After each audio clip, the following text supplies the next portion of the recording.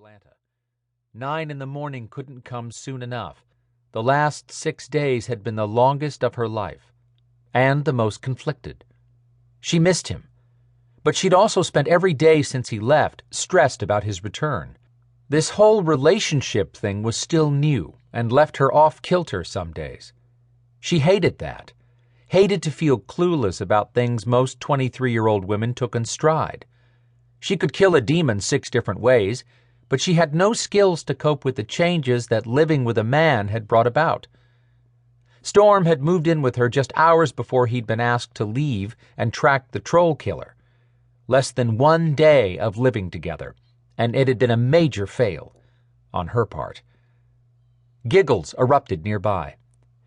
Evalle turned to find 3 little girls laughing and talking to one of Santa's elves.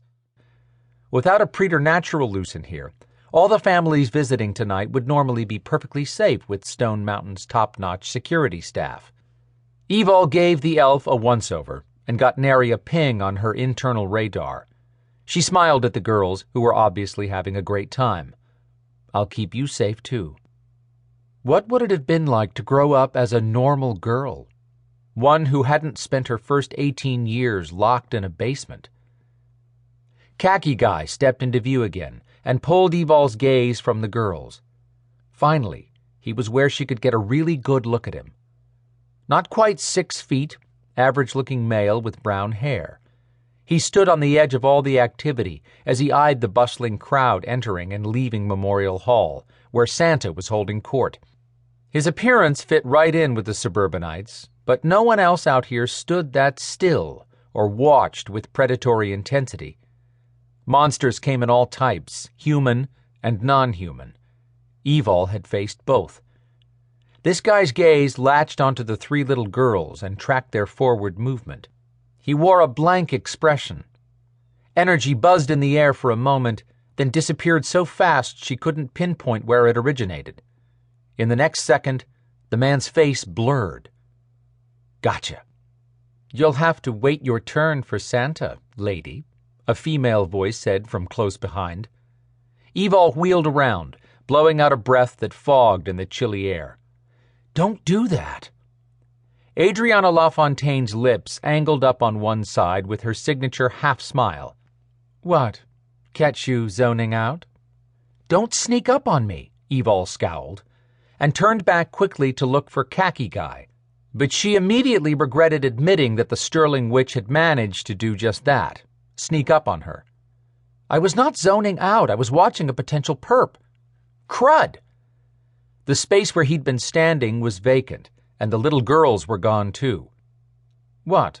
Adriana asked, stretching her head forward. "This guy was watching 3 little girls." Evalle caught herself before saying demon out loud. Adriana kept her voice down. "Are you sure he wasn't human?" "Sure enough." But Adriana must have caught Evalle's hesitation. "If he is human, that's for the park security, not us." Adriana was right, but Evalle didn't care. Human or not, that creep was not going to hurt those little girls on Evalle's watch. And his face had blurred. She was tired, but not that tired. "He was not a human," Evalle said, with more conviction, and started forward. Adriana's boot heels clicked behind her as she took quick steps to keep up with Evalle's much longer stride. "Where are you going?" Evalle tossed an answer over her shoulder. "To find him, and make sure he isn't around those kids. Any kids." Adriana groused, "I hadn't planned on running through Stone freaking Mountain tonight. Either give me patience or something to kill." Evalle kept her gaze on the crowd, searching for her guy, but slowed a little until Adriana came up beside her, and she caught an eyeful of the witch. Surprisingly, the petite fashionista had donned jeans, boots, and a leather jacket that might just be custom-made for her perfect 5'3" body. In spite of dressing in the same clothing items as Evalle, Adriana's jeans were black, where Evalle's were blue denim with worn spots earned honestly. Bright blonde hair swooped around the shoulders of Adriana's red leather jacket that sported a white faux fur collar. Her matching red boots had been designed for runway effect, as opposed to